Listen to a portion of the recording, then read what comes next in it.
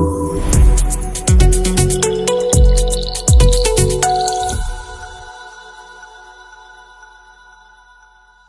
аймгийн ерөнхий боловсролын хан улс сургуулийн амжилт өд мэрэгжлийн багш нарын бүлэг нь сурагчдын уншаад ойлгох илэрхийлэх чадвар дээр тулгуурлан шат дараатай үйл ажиллагаануудыг зохион байгуулан залуу багш нарыг чадвархжуулж, эцэг эхчүүдтэй сургалт зохион байгуулж, хүүхэдтэйгээ ойр ажиллах ажиллагааг дэмжин, ээлжид хичээлээр сурагчдын унших чадварыг хөгжүүлж, сурагчдын уншаад ойлгох чадварыг дэмжин хөгжүүлэх арга зүйд суралцаж, сурлагын амжилтыг нэмэгдүүлэх гэсэн зорилготойгоор хичээл сургалтыг зохион байгуулан үр дүн гаргаж ажиллаж байна. Манай сургуулийн амжилт өд багш нарын мэрэгжлийн бүлгийн үйл ажиллагааны төлөвлөгөөний дагуу эцэг эхэд чиглэсэн үйл ажиллагаанууд 3-аас 4 дахь жилдээ амжилттай зохион байгуулагдаж байгаа. За энэ үйл ажиллагааны нэг нь эцэг эх та тээгч түгээгч гэсэн үйл ажиллагаа байгаа.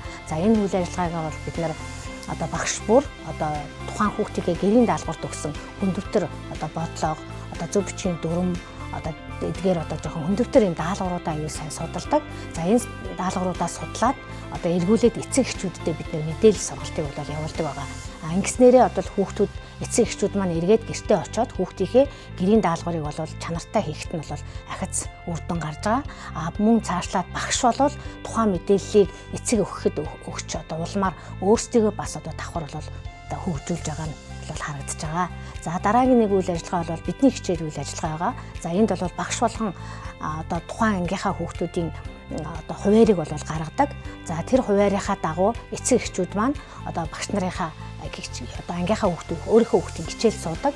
За ингэснээрээ тухайн өөрийнхөө хүүхдийн ахиц амжилтыг сар болгон тэмдэглээд агц нь ямар байна вэ? Хүүхд маань хэрхэн хөгжиж байна гэдгийг харах боломжтой байдаг. Дараагийн нэг үйл ажиллагаа бол гэр багшаалчлал гэсэн үйл ажиллагаа байгаа. За энэ үйл ажиллагаагаар бид нар бас тухайн ангийнхаа хүүхдийн сар бүр 3-аас доошгүй гэр бүлээр очиж сурагчдынхаа ахуй амьдрал, амьдрах нөхцөл боломж, гэрийн даалгавар хийх боломж, за өөр орчин нөхцөл гэдэг эсвэл баг хорон цааш нь дамжуулах санал хүсэлт гэдэг энэ ер нь ангийнхаа хүүхдүүдийн арга гэртээ бүрхэл маш сайн ингээд танилцаж ямар нэгэн эрсдэл гарахаас болгоомжлж ингэж ажиллаж байгаа.